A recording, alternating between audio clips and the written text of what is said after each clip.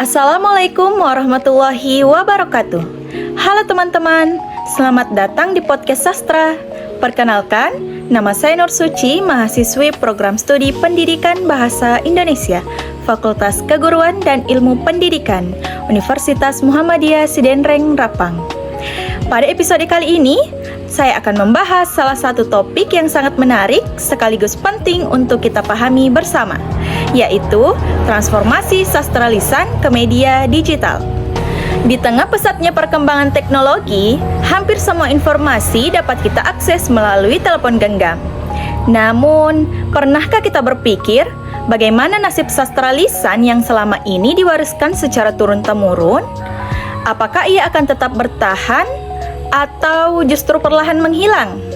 Nah, pada podcast kali ini kita akan membahas bagaimana media digital justru dapat menjadi sarana untuk melestarikan sastra lisan agar tetap hidup dan dikenal oleh generasi masa kini.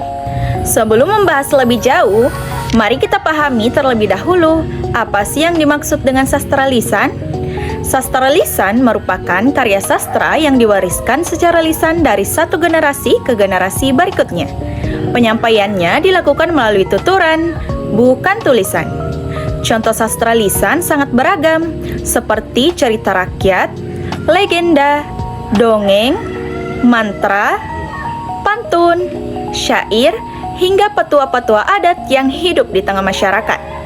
Di Sulawesi Selatan sendiri, masyarakat Bugis memiliki banyak warisan sastra lisan. Misalnya, elong, papasang, dan berbagai cerita rakyat yang mengandung nilai kehidupan serta kearifan lokal. Melalui sastra lisan, masyarakat tidak hanya menyampaikan hiburan, tetapi juga mewariskan sejarah, identitas budaya, norma sosial, bahkan pendidikan karakter. Namun, perkembangan zaman membawa tantangan yang cukup besar. Generasi muda saat ini lebih banyak menghabiskan waktu di media sosial dibandingkan mendengarkan cerita rakyat dari orang tua atau tokoh adat. Jika dahulu anak-anak berkumpul pada malam hari untuk mendengarkan dongeng dari kakek atau neneknya, sekarang kebiasaan tersebut mulai digantikan oleh video pendek, permainan berani, dan berbagai hiburan digital.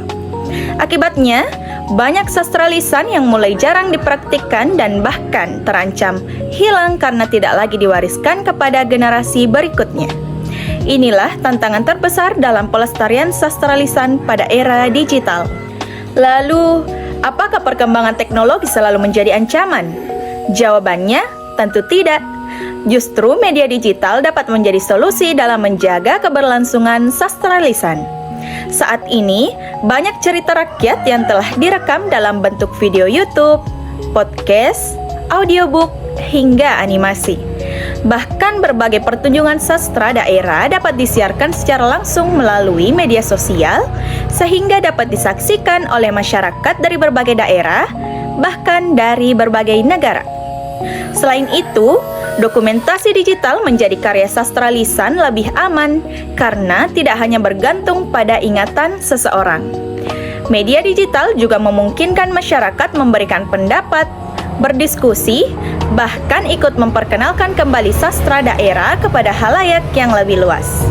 Dengan demikian, sastra lisan tidak hanya dilestarikan, tetapi juga berkembang mengikuti perubahan zaman.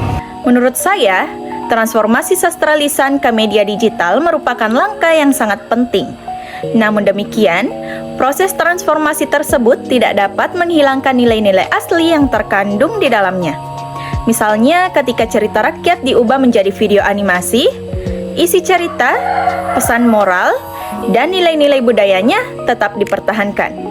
Media digital seharusnya menjadi alat untuk memperluas penyebaran budaya, bukan mengubah makna budaya itu sendiri.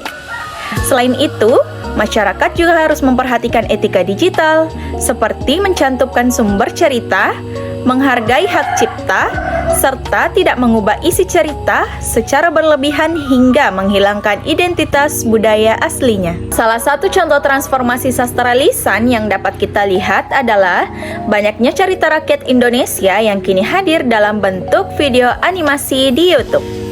Selain itu, Beberapa podcaster budaya juga mulai mengangkat legenda-legenda Nusantara dalam bentuk podcast sehingga lebih mudah dinikmati oleh masyarakat.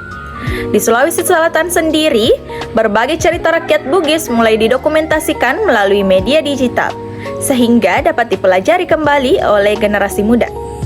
Hal ini menunjukkan bahwa media digital bukanlah lawan bagi sastra, melainkan dapat menjadi jembatan untuk menjaga keberlangsungan warisan budaya bangsa.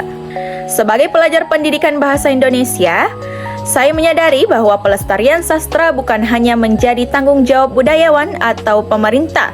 Mahasiswa juga memiliki peran penting dalam memperkenalkan sastra kepada masyarakat, baik melalui media digital yang kreatif, menarik, namun tetap bertanggung jawab secara akademik. Podcast seperti yang saya buat ini merupakan salah satu contoh sederhana bagaimana media digital dapat dimanfaatkan sebagai sarana untuk mengenalkan kembali sastra kepada masyarakat luas. Dari pembahasan tadi, dapat disimpulkan bahwa sastra lisan merupakan bagian penting dari identitas budaya bangsa. Perkembangan teknologi memang membawa tantangan, namun juga membuka peluang yang sangat besar dalam pelestarian sastra. Melalui media digital, sastra lisan dapat didokumentasikan, dipublikasikan, dipelajari, dan diwariskan kepada generasi berikutnya dengan cara yang lebih menarik dan mudah diakses. Oleh karena itu, kita semua memiliki tanggung jawab untuk memanfaatkan teknologi secara bijak agar warisan budaya bangsa tetap lestari. Demikian pembahasan kita pada episode kali ini mengenai transformasi sastra lisan ke media digital. Semoga podcast ini dapat menambah wawasan tentang pentingnya menjaga warisan budaya melalui pemanfaatan media digital secara positif. Terima kasih kepada Ibu dosen dan teman-teman sekalian. Apabila terdapat kekurangan dalam respon, saya mohon maaf. Saya Nur Suci pamit undur diri. Sampai jumpa di episode podcast berikutnya. Tetap mencintai sastra, lestarikan budaya, dan manfaatkan media digital dengan bijak. Wassalamualaikum warahmatullahi wabarakatuh.